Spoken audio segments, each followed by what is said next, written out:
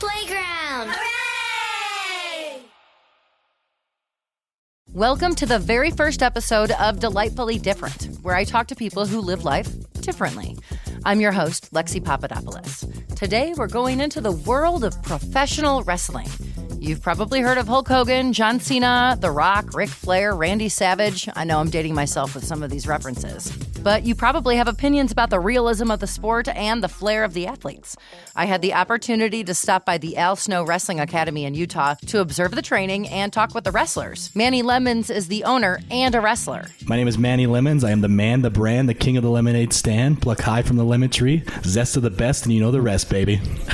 So you're a professional wrestler. I'm a professional wrestler. Okay. So tell us exactly what you do. It's not just professional wrestling. I mean, you are one of the wrestlers, but you also have a gym. Or is it called a gym, a training center? Yeah. So I'm the owner of the Al Snow Wrestling Academy of Utah, based out of Salt Lake City. Tied to that, we have a local promotion called Devotion Championship Wrestling. So we're training the future stars of tomorrow here in Salt Lake City, putting on monthly shows and selling out the place. I mean, that's a lot of stuff. You're a wrestler. You're actually organizing the shows. You're training other wrestlers to do it as well. So you're not just a wrestler. Yeah, no, it's you got to be a jack of all trades, as you say. Right, exactly. And that's when you're valuable in this world, and I'm sure you know, is when you could do multiple things. Right. That's when you're more of an asset to the business. Yeah, absolutely. So tell me how you got into this. I'm assuming this was a love from your childhood. Yeah. So I was a big WCW fan back in the day, 1996. I was a Sting Hulk Hogan fan, and I just always remember, I was about 4 years old, and I just remember my dad had it on TV, and I just remember Hogan and the NWO were beating up people in the ring, and then out comes Sting, and it's just like he came out and just cleared house, and I thought that was the coolest thing in the world, and ever since then I've been attracted to it. How old were you back then? 4 years old. 4 years old, and you've been and how old are you now? I'm 30. You're 30, so you've been really into this for a very long time. Yeah, I've been wrestling for 11 years. So So Manny Lemons, the name Manny Lemons. What is your real name? My name is Manny Smith. That's my real name. Man, boring. So you went with Manny Lemons. Tell me the origin story of Manny Lemons and how he came to be. So when I first started wrestling, growing up, my brother kind of gave me a nickname called Manny Fresh. Okay. So I was like, and I don't know if he got it from like the rapper or whatnot, but it was always like my wrestling name for the first probably about 5 years of my wrestling career. I was Manny Fresh. I went to my first Ring of Honor tryout in Pennsylvania, and Ring of Honor is one of probably the third tier company in the world. Okay. So I went there for a tryout, and the staff there remembered my first name was Manny. Okay. But they didn't remember my last name, but they remembered I wore a bright yellow shirt. So they called me Manny Lemons the entire tryout. So after the tryout, they were like Kevin Kelly and Bob Evans, which were the staff of Ring of Honor at the time. They pulled me aside and said, "Why don't you run with something like that?" And back in the day, you're like, "Man, that's so dumb. I don't want to be Lemons. Like, no one wants to be. You want a cool wrestling name, like Manny, Fresh." Yeah, Fresh was cool. But then, like, when I first did it, Manny Lemons on a show, like the fans were really invested because like it was a character they could relate to. Right. It was a fun, family-friendly character. So, yes. And so what I do is I bite the sour, get the power. So anytime I get a lemon, I bite it. I go Hogan mode. I was watching you wrestle, and I thought I saw you biting a lemon, and then you all of a sudden won. And I was wondering if it was an actual lemon. Was it an actual lemon that you were biting on? Yes, actual lemon. And is it the rind you're biting on, or the inside? It's kind of gross. Yeah, it's not it's the funny thing is I'm not really a big fan of lemons, like per se. But, really? Yeah, that's what's funny about it. But it's like the character, it's spinach to Popeye. That's how I relate for people who are normal people. Yeah, that's what it kind of seemed like when I was watching it. It seemed like you got your power from the lemons, and I kind of like that. Now, it seemed like also you are a good guy. There's good guys and bad guys in wrestling, right? Correct. There's not really anybody in between. There's no sort of neutral guys. You'd consider yourself a good guy? Like in Salt Lake, I'm a good guy.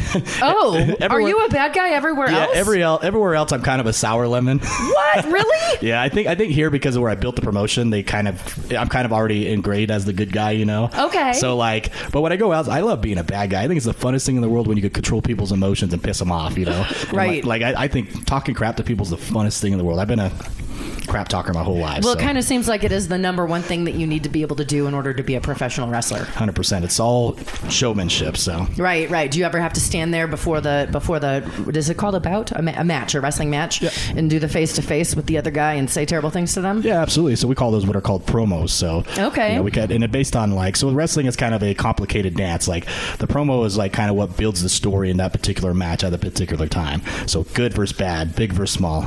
Gotcha. All that kind of stuff. And that's what we're doing out there. We're telling stories. Okay, gotcha.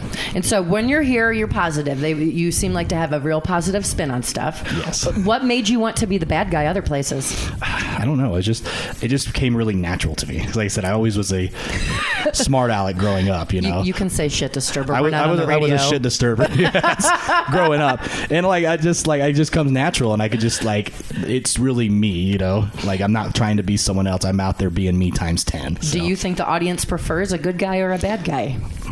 I think whatever I'm needed for that particular time, for that particular show, is what the audience needs, and it's my job to make them believe who I am at that particular time for whatever show. If it's in Georgia, wherever I'm at, that's just my job, is to get over in that aspect as a good guy or a bad guy. Gotcha. And does the good guy always win? Not all the time.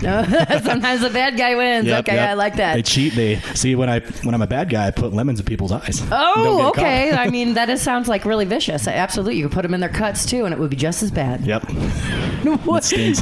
what is your signature move besides putting a lemon in their eyes and also biting one and getting your superpowers? So I call it the lemon drop. The lemon drop, okay. So it's inverted. I pick them up on my shoulders and I drop them down on their back. Just like the shot. Exactly. And then you throw lemons. I saw one where you got out there in the ring and you were throwing lemons to the audience. Yep. The first thing I thought when I saw it was, someone's going to get beamed with one of those lemons. And then the announcer goes, I hope everybody's paying attention. He's throwing those lemons. Wrestling out of Salt Lake City, Utah, Manny Lemons. Well, Manny Lemons calls himself the man, the brand, the king of the lemonade stand. He's always got a smile on his face. He's always got that positive mental attitude. And the lemons, not just his favorite food, but it's also a metaphor. When life throws lemons at you, oh my God, he's throwing lemons at us. Wait a second. Manny Lemons with some souvenirs to the fans that I really hope are paying attention right now. Has anybody ever gotten beamed with a lemon? Oh, all the time. I always have to apologize to people. Oh, you do? Not all the time, but sometimes you're just in the moment that you just don't realize that you're doing it, you know? You think that they're paying attention, but, you know, sometimes there's that one where they turn for the split second and it drills them in the head. Did anybody get mad at you? No, I think they really enjoy it because it makes them part of the show. Okay. So, and that's kind of a big deal for the audience, as being part of the show. 100%. Like, that's the biggest thing I'd say is whenever you invite them to be a part of the show, that's when you win them over. Gotcha. And now you also you started this all off with one of your catchphrases. Tell me some of your other catchphrases. You got a lot of lemon themed catchphrases. So I do a vlog called The Lemonade Stand. Okay. I was wondering what the lemonade stand was. So everything I kind of base it off lemon based themes because like that's who my character is. You know, Zest of the best and you know the rest. Like Zest is the best. That's why. Yeah. So it does make the food delicious too. Exactly. And Manny Lemons is the man, the brand, the king of the lemonade stand. Okay. It's very George Foreman of you. I'm enjoying this very much. Everything rhymes with you. Yeah, it's got to be rhyme and rhythm to everything we do, you know. So, but that gets you invested in what I'm doing. You know what I mean? Absolutely. I'm doing my job here because you're like, man, that's kind of cool. Like, tell me more. You know? Right. And that's my job as a professional is I'm getting you invested in who I am and what my character is. And that seems to be your character development. Seems to be a lot of it. Like how much goes into the developing of the characters, and as you train the other wrestlers, are you helping them develop a character? Yeah, I mean, I kind of let them pick and choose who they want to be because I can't just sit there and say, hey, you got to be a mummy or a zombie. You know what I mean? Like, right. Like you tell me who you want to be, and we can see if we can fit that with the mold. And I'll do my best to help shape that to make sense in the wrestling ring because there's a difference between a character and a gimmick. We call them gimmicks. Right. A character is a gimmick is what it is. So like a mummy, a zombie. But like if I'm a character, it's like I'm Tan the Mummy, you know what I mean? Or right. like who it is. So, and that's like, it's up to them to really figure out who they really are. And that's, you know, from training and whatnot, that's kind of what we do. That's why it's a long process because it's like, you got to figure out who you are at that particular time. I mean, you and the rest of them must go through several incantations of different characters.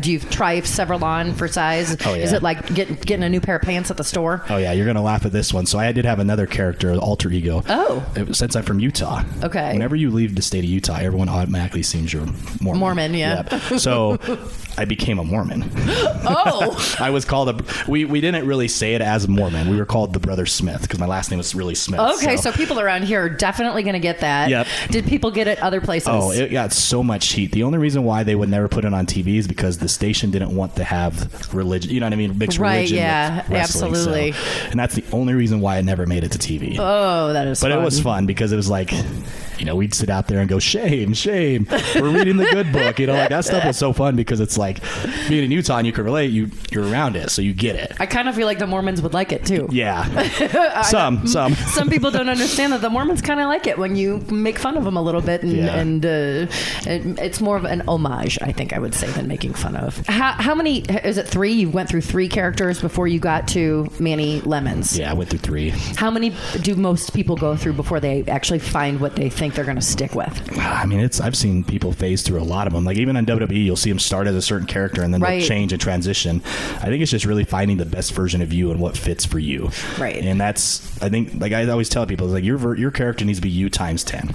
So who you are as a person needs to be projected into that ring. Does that make sense? Yeah, absolutely. That does make sense. Because it's like you can't go out there and fake beating somebody else. Right. Because that's not what we do.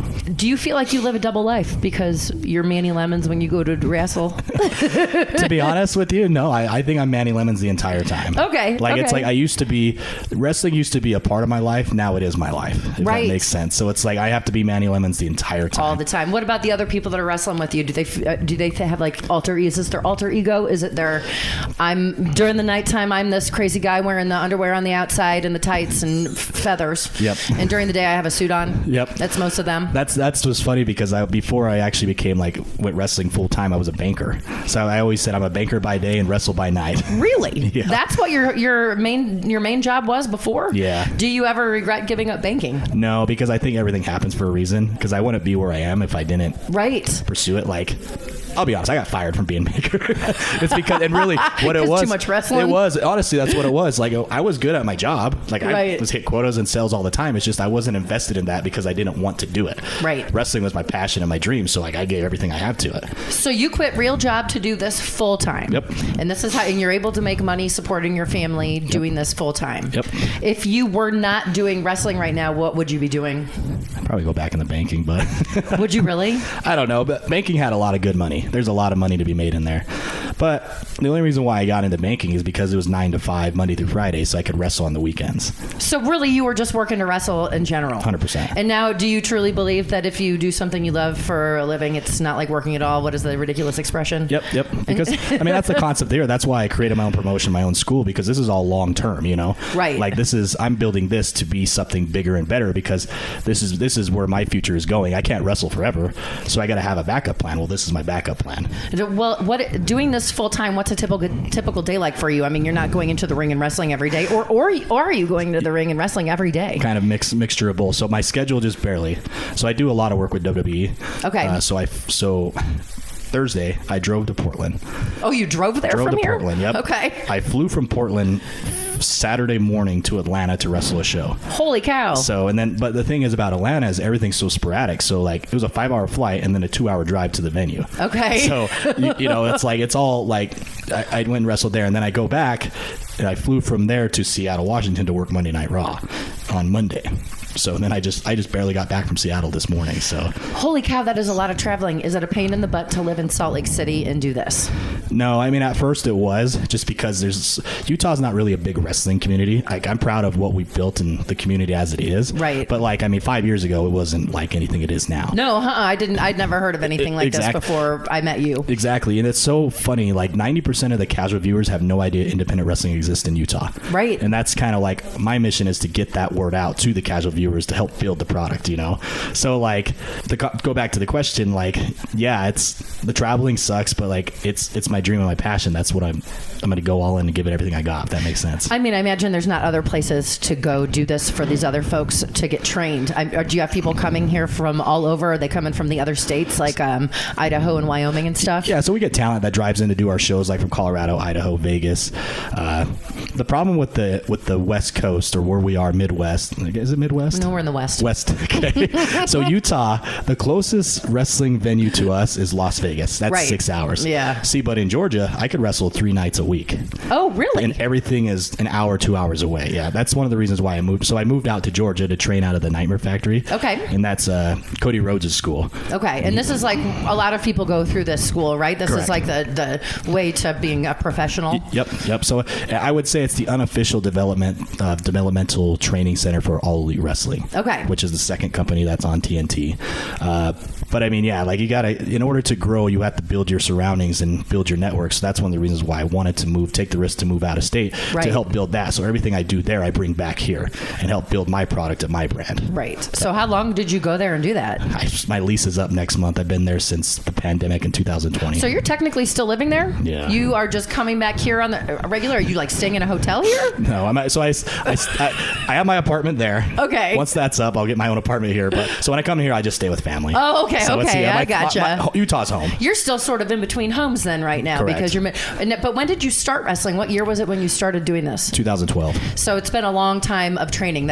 You've been training that entire time? Yeah. And what does it take to train other people to do this? Is there like a standard wrestling manual, or are there like lessons that every trainer teaches to wrestlers? Yeah, I mean, there's kind of like the basic formula of what wrestling is, like the bumps, the strikes, the selling and whatnot.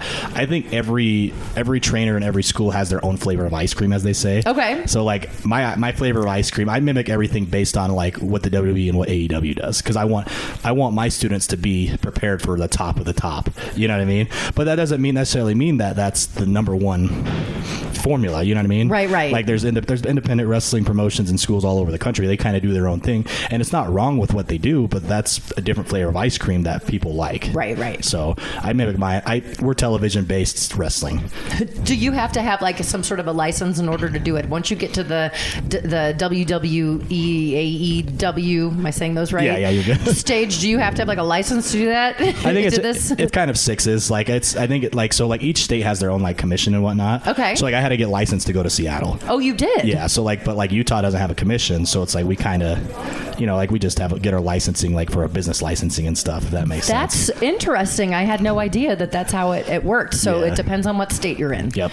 And then do you have to have special insurance? I'm assuming you all have to have special insurance for this. Yeah. I mean, the funny thing with the insurance aspect, it's like we are created drama. You know what I mean? Like when you go to get insurance, people are like, oh, it's wrestling, so it's like MMA. It's like, no, we kind of do it like MMA, but that's not what we do. Right. Let me explain to you how it is. So that's we do it through theater and whatnot. Okay. Yeah. That's the only time I ever say wrestling's like theater is for insurance purposes.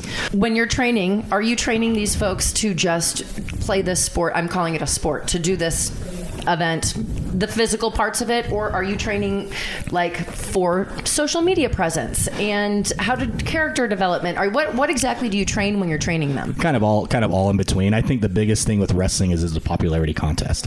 So you have to be very active on social media. You have to. I mean, that's probably why you see me post all the time. And like it says like I have to, because people want to know what your journey is and what you're doing next. Right. And so and if I'm not posting and doing that, like social media is the biggest platform in the world. Like that's our business, Yeah. And it's really changed the way wrestling is, because it's like you can go on there and you went and watch my matches on Instagram. I did, yeah. You know what I'm saying? So you fought a guy who had talked to ghosts when I watched. Yeah. So I mean, but that's powerful, like because of social media. Yeah. 20 years ago we didn't have that, and back in the 90s when wrestling was really hot, if that makes sense. Right. But yeah, so I mean, I think character development. We obviously teach the fundamentals, the basics of wrestling. We're probably one of the best, well-connected schools in the country. We have connections to WWE, AEW, Impact Wrestling. If your desires to be a next level wrestler, it has to be here at the Al Snow Wrestling Academy, Utah, because we're the future of the business. What does it take to be a pro wrestler? Like, what are you looking for people? Can anybody come in here and start working and training with you if they want? Yeah. Or does somebody have to have that special something, and what is it? I think there's always a special something in everybody. So it's really whatever they can bring to the table. I mean, the problem with wrestling is back in the 90s, it was very 6'5" bodybuilders, jacked people. Yeah, that's what I remember. Yep. Today the business has changed so much. Now it's being a good character, be able to tell a story and getting over with the audience. Right. So if you can do that, you're master of your own domain. Do you have any women that you train here? Women in wrestling in Utah is very hard. Yeah. We've never had even the schools before me. There's never been any success. It's all you get one or two. Right. But it's few and far in between. Just because that's why there's such a high market for women wrestling, because there's not very many out there. So if there's a lady that's interested in doing it, probably now's the time to strike, because the iron is hot. 100%. Send them this way. In other words, you need some ladies to do this. Correct. Okay, gotcha. So I want to know what your family thinks about your career. I know that this is a bit of a family affair for you. Yeah. So it was very funny, because when I started Devotion back in 2018, my dad was very against it. Not per se, but he was kind of like, yeah, go ahead, do that, But then he's like, him and my mom and my grandma, they've kind of watched it grow. Okay. And they've watched me really develop into I want to say a star, you know what I mean? Right. And it's like, but I did that on my own, if that makes sense. So like at first it was like, well, we don't want to do this. Now they're my biggest supporters. Like we're running the shows, and my dad's part of the shows. My grandma's always like, my grandma will come watch me wrestle every time, you know? Yeah. And it's like, they're very supportive of my wrestling career. But in the beginning, they said, we think you're crazy. We don't think you should do this. Yeah, to an extent. Even before you wanted to own Devotion in the training school and everything, even when you just were like, I want to be a wrestler, they said, no, don't do that. Be a banker. Yeah. I mean, per se, I think my dad was very supportive, like being the wrestling, but he always said, be a banker too, because you never know. Right. It's like, to me, it's like, I think if you want something, you have to go all out and get it. Yeah. And if you can't fully commit to it, you're never going to get paid off. Well, I love that you changed his mind and now he's your fan. And does he own this gym with you, or you work with him in some sort of a fashion? Yeah, I mean, he's basically the head honcho when I'm here, because I travel all the time. Oh, okay, so gotcha. I put him in charge, and he's kind of he's big Papa So now Rob. you've employed him. Yeah. You've not only turned his mind around, but you've employed him. Yeah. Oh my God, I love it. He's a huge supporter in that aspect now. You were or are married to another wrestler? I was. You were, okay. So you are divorced, but were you wrestling together? Yeah, so her name was Rekha Tahak. I ended up actually training her. Okay. So one of the reasons when I started the school, it was strictly, I had no desire to run a wrestling school at that time. Right. I wanted to run shows because I wanted my family to see me wrestle. But when we ran our second show, it was so successful that I had so many people coming up to me and say, hey, can you train me? I want to be a part of this. And then she kind of looked at me and said, well, if you're going to do this, you're going to train me. And, Okay. You know, and she's doing very well for herself. She's signed to Women of Wrestling in California. Oh, that's cool. On CBS. Yeah, so I mean, her career's taken off. So our formula works. It's just a matter of having what they want at that particular time. Was it weird or uncomfortable working with a spouse?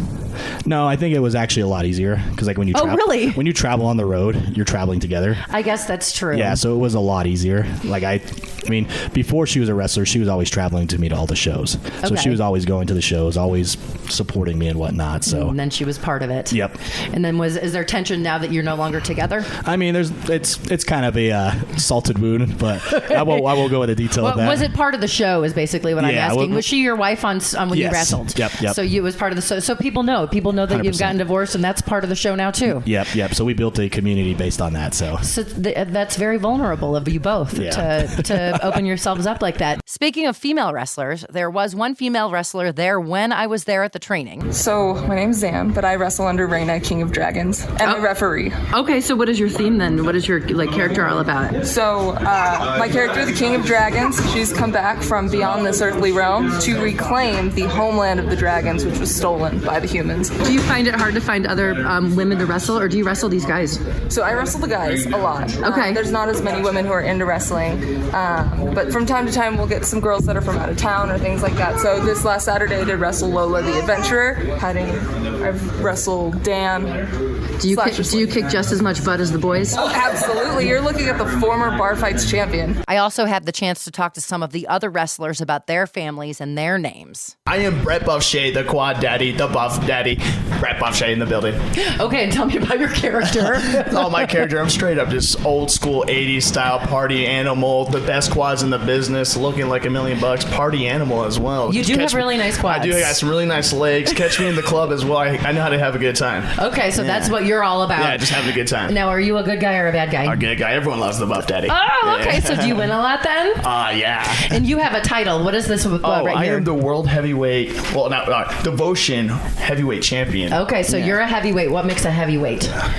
Did you see these quads? I do see them. They're giant. Thick They're like quads. almost as big as my waist. Actually, you know what? They have 155 pounds of lean mass in each leg. Okay, lean mass. Okay, lean gotcha. Mass. Yeah, 155. You deserve that belt for sure. Heavyweight for sure. Very just for heavyweight. the quads alone.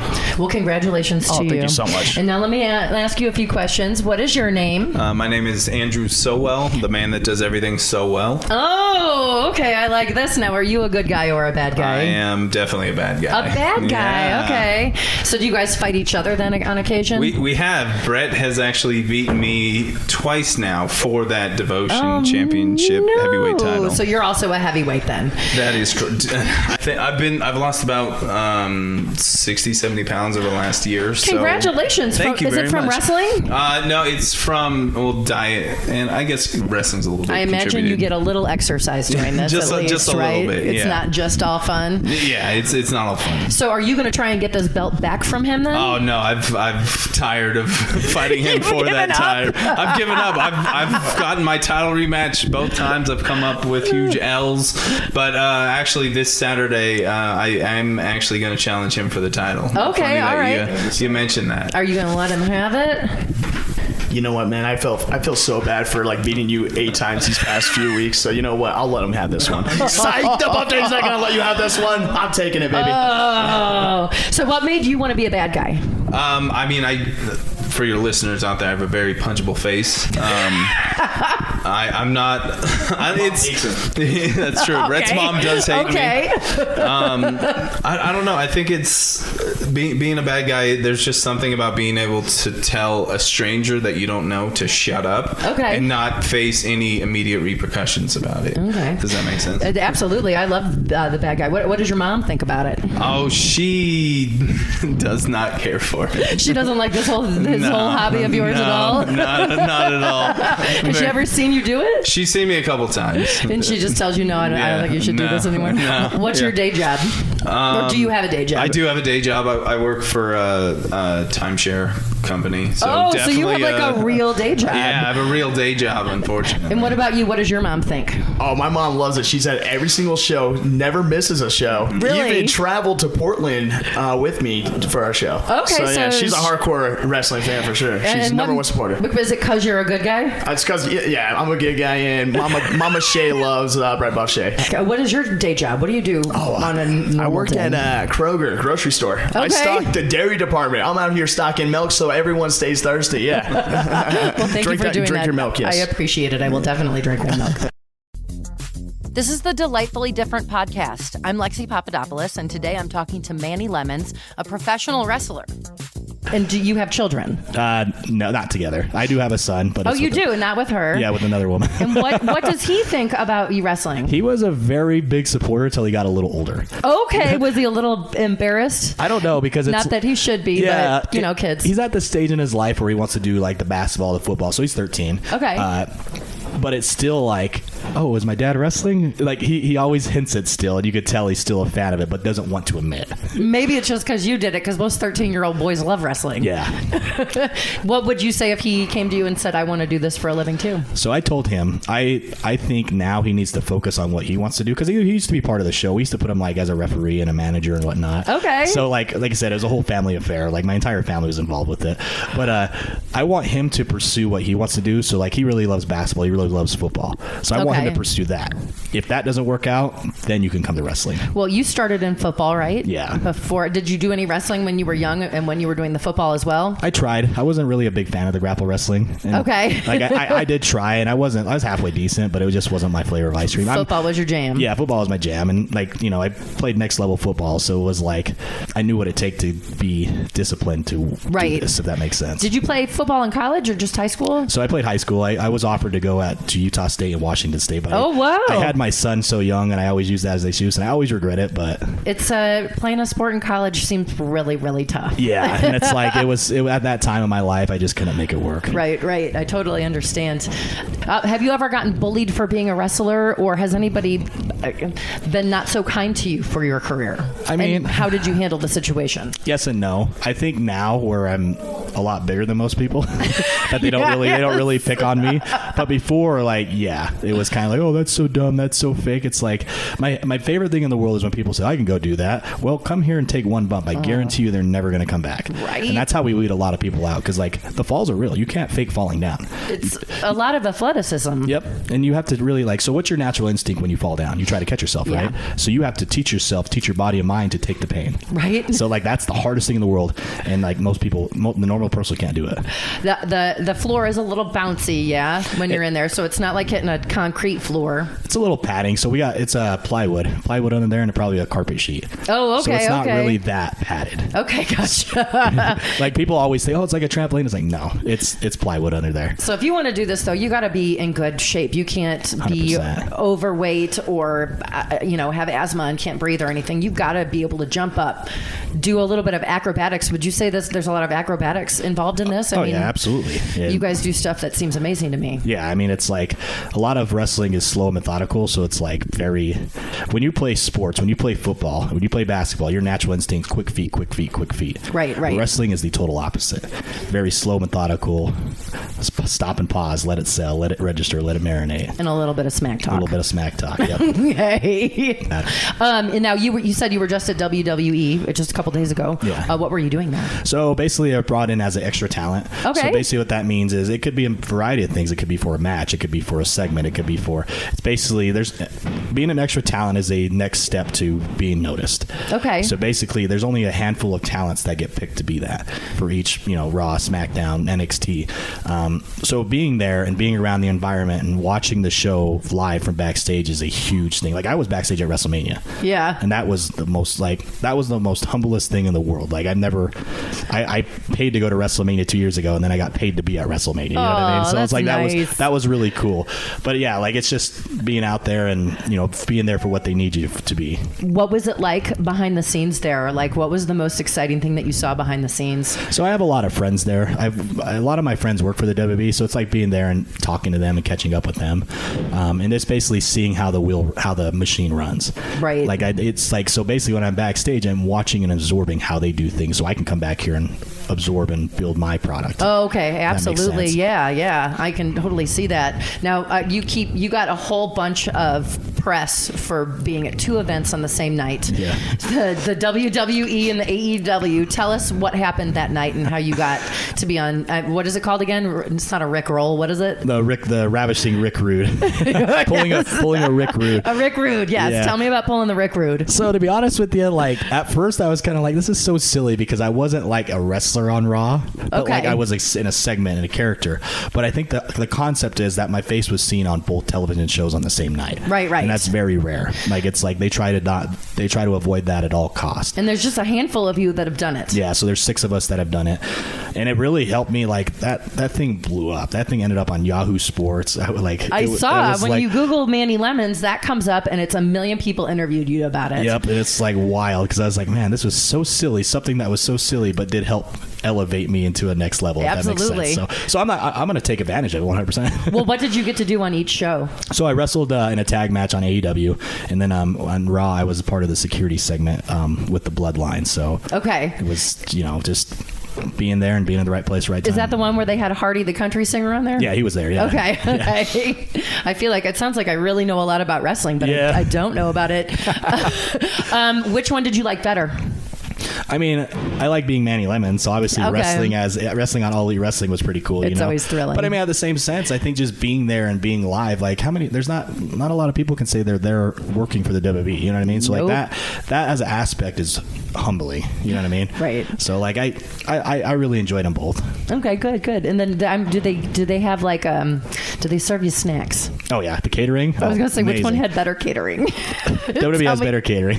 Do they really? Yeah, their catering is like half the time that's what we do is sit around and eat catering, but like it's really good catering. They take care of you. Well, you guys are huge, and you all seem very hungry, so I don't Yep. blame you for taking advantage of that. Is WWE or AEW, is that like your end goal? Is that where you ultimately would like to be?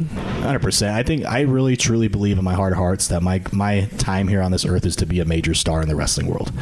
And I think like every step and everything I've done has kind of elevated me to that next step. The problem is it's like going to college. Right. You go to school for so long, you got to network and build your connections and Yeah. build your resume and whatnot. That's the same thing with wrestling, and that's in the stage now where I'm at that top tier where I'm about to break the door open and just say we're going to do this. You know what I mean? Oh, I'm so excited Yeah. for So you. I truly believe that my purpose is to be a major star. And I think it is too, and I think it's going to happen. Do you want to be famous? 100%. Is that the whole? Oh, is yeah. that what drove this to begin with? Yeah, if your goal's not to be a star, there's no reason to do this. Like, you know what I'm Absolutely. saying? Like, you want to be the Hulk Hogan, you want to be the John Cena, like not be the next them, but be the very first Manny Lemons. You know what I mean? Right. Yeah. That's what I want. Well, I'll be screaming for you when you're famous. Have you ever gotten injured doing this? Yeah, I mean, so I didn't tear anything, but like I bumps and bruises. I mean, nothing too serious. Like I tore my pec. Ooh. In my first Ring of Honor match, I took a move and his knee went into it. So Oh. I'm missing half my pec right, like Really? to the side. Yeah. Does it still hurt?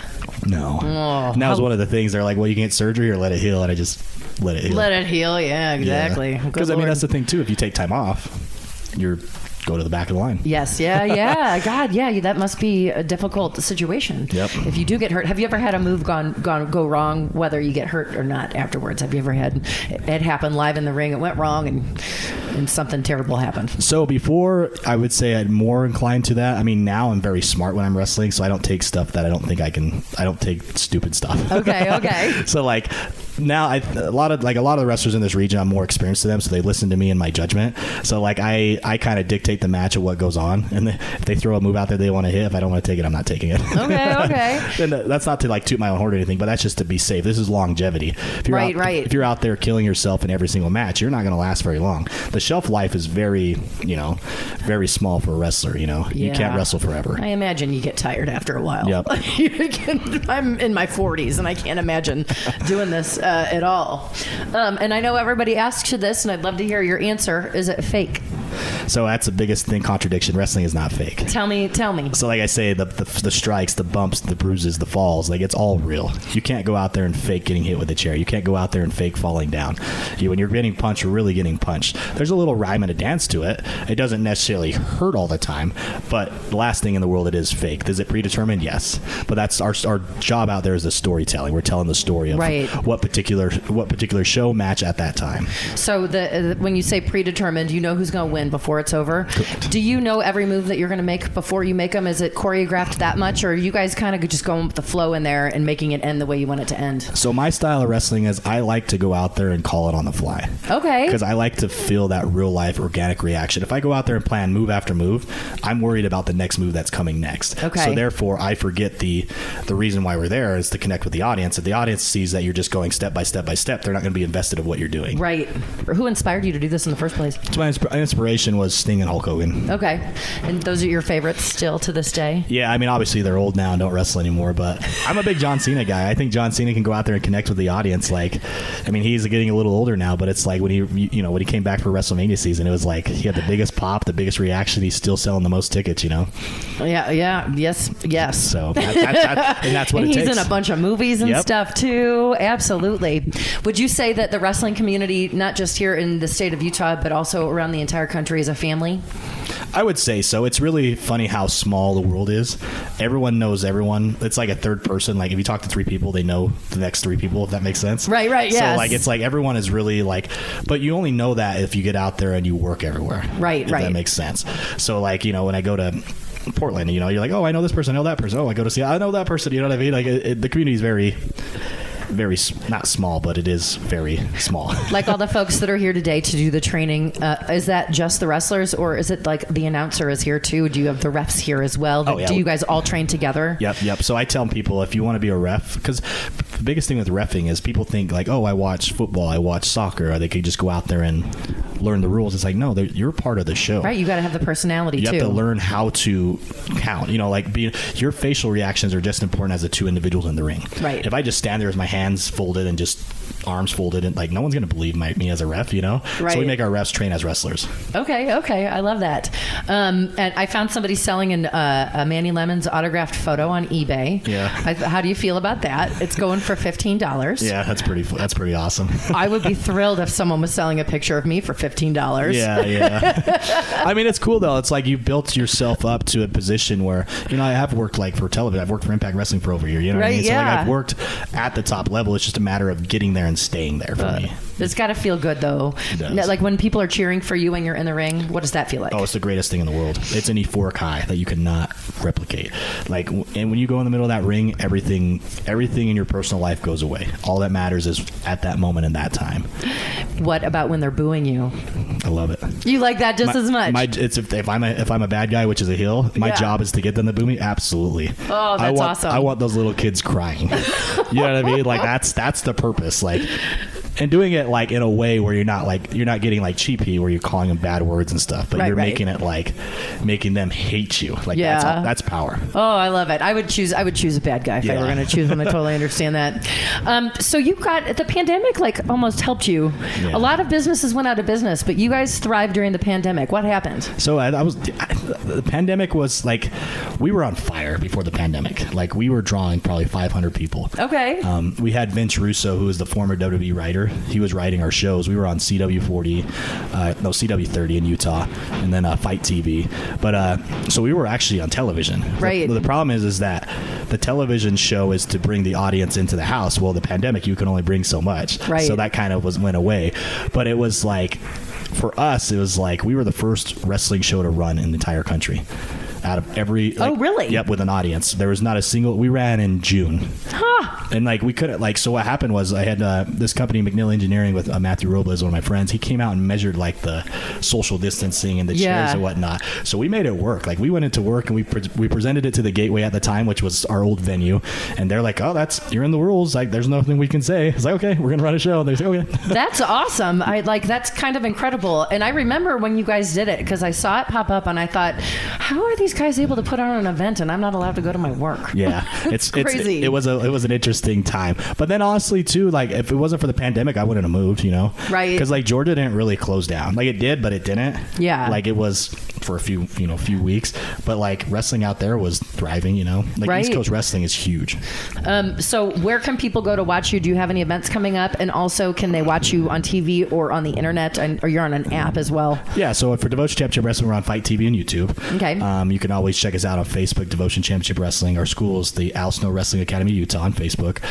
For me in particular, it's at Manny Lemons on all social media, YouTube, Twitter, Instagram. And I will have all the links to this on the posts when this gets aired. Nice. And thank you so much for talking to me today. I really appreciate it. I appreciate you coming in and having me on your first episode. My very first episode I'm excited. of It's Delightfully Different. Some people who live different lifestyles. That's awesome. That is you being a professional wrestler. Thank you. If you're interested in checking out Devotion Championship Wrestling, the Al Snow Wrestling Academy, or following any of the wrestlers like Manny Lemons, there's links to all of them on my socials at Delightfully Different Podcast and delightfullydifferentpodcast.com. Thanks for joining me for the very first episode of Delightfully Different. Coming up next week, I'm going to be talking to a psychic and medium, Stephanie Cowan. If you live life differently or know someone who does, email me, lexiontheradio@gmail.com. That's LEXI on the radio@gmail.com. Have a delightful week.